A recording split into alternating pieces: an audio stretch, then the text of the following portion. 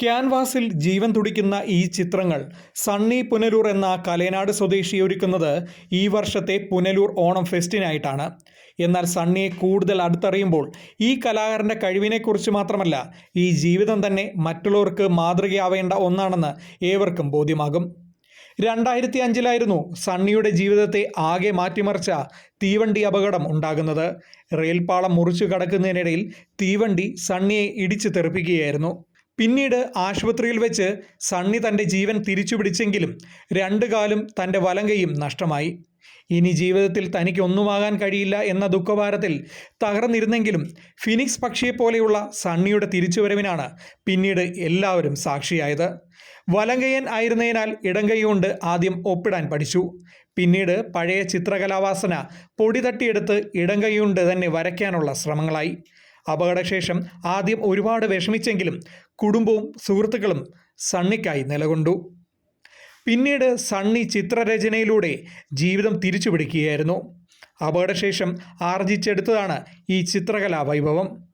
അപകടം നടന്ന് 2 കൊല്ലം കഴിഞ്ഞപ്പോഴേക്കും വരയിൽ നിന്ന് ചെറുതായി വരുമാനം കിട്ടിത്തുടങ്ങി. സണ്ണിയുടെ നിലവിലെ അവസ്ഥ കണ്ടറിഞ്ഞ് വിവിധ എക്സിബിഷനുകളിൽ സ്റ്റാളുകളും സൗജന്യമായി ലഭിച്ചു. അങ്ങനെയാണ് ഈ സെപ്റ്റംബർ മാസം 10-ാം തീയതി മുതൽ ആരംഭിക്കുന്ന പുനലൂർ ഓണം ഫെസ്റ്റിനും സണ്ണിക്ക് സ്റ്റാൾ ലഭിച്ചത്. എൻ്റെ പേര് സണ്ണി, പുനലൂർ കലയനാടാണ് വീട്. 2005 ഒരു ആക്സിഡൻറ്റിൽ എൻ്റെ 2 കാലുകളും കൈ നഷ്ടപ്പെട്ടാണ്. ഞാൻ അതിനുശേഷം ജീവിതമാർഗമായിട്ട് വരയാണ്. ഇപ്പോൾ ഫെസ്റ്റിവൽക്കും മേളയ്ക്കൊക്കെ വരച്ച പടങ്ങൾ കൊണ്ടുപോയി വിൽപ്പന.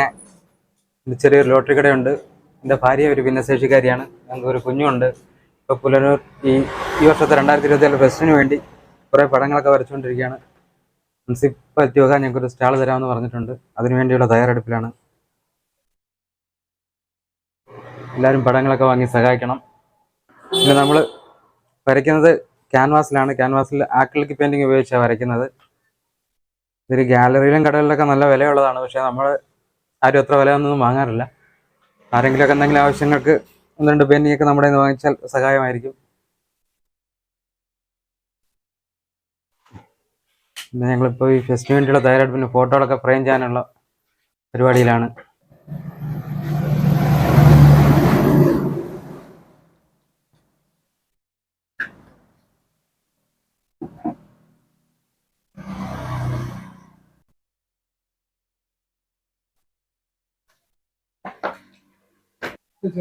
സണ്ണിക്ക് എല്ലാവിധ പിന്തുണയും നൽകുന്നത് ഭാര്യ അജിതയും മകനായ 6 വയസ്സുകാരൻ ആദിത്തുമാണ്.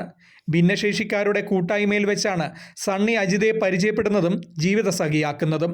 അജിതയുടെ 2 കാലുകളും തളർന്ന അവസ്ഥയിലാണ്. 5 വയസ്സുവരെ നടന്നിരുന്ന അജിതയുടെ വിധി മാറ്റിയത് ഒരു പനിയാണ്. പനി വന്ന് ഇഞ്ചക്ഷൻ കുത്തിയതിലെ ചില പ്രശ്നങ്ങളാണ് കാല് തളർച്ചയിലേക്ക് എത്തിച്ചത്. എന്നാൽ തളർച്ചകൾ ഒന്നും തന്നെ ഇരുവരുടെയും മനസ്സിനെ ബാധിച്ചിട്ടില്ല എന്നതാണ് സത്യം. എന്നാൽ മാസങ്ങൾക്ക് മുമ്പ് വീൽചെയർ പണിമുടക്കിയതോടെ സണ്ണി അല്പം പരിങ്ങലിലായി. പുനലൂർ ഫെസ്റ്റിനുൾപ്പെടെയുള്ള കാര്യങ്ങൾക്ക് സഞ്ചരിക്കണമെങ്കിൽ ഒരു കൈ കൊണ്ട് ഉപയോഗിക്കാൻ കഴിയുന്ന വീൽചെയർ ആവശ്യമാണ്.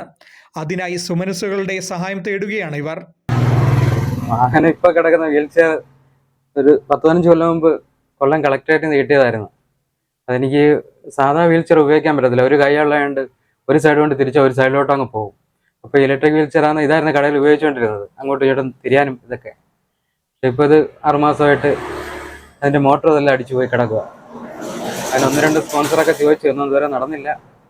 ആരെങ്കിലും സഹായിച്ച് നമുക്കൊരു വീൽചെയർ ചെന്ന് ഫെസ്റ്റിനൊക്കെ പോകുമ്പോൾ നമുക്ക് ഒറ്റയ്ക്ക് തന്നെ എല്ലാ കാര്യങ്ങളും ചെയ്യാൻ പറ്റും. പക്ഷേ കറക്കുന്ന ഉരുട്ടുന്ന വീൽചെയറാണെന്ന് എനിക്ക് ഒറ്റയ്ക്ക് ഉരുട്ടാൻ പറ്റത്തില്ല. അതാണ് ഒരു പ്രയാസം. ഓണം ഫെസ്റ്റ് സമയമാകുമ്പോഴത്തേനും ഒരു ഇലക്ട്രിക് വീൽചെയർ കിട്ടിയിരുന്നെങ്കിൽ വളരെ ഉപകാരമായിരുന്നു. ഏതെങ്കിലും സന്മനസ്സുകൾ സഹായിച്ച്. Fox TV news, Punalur.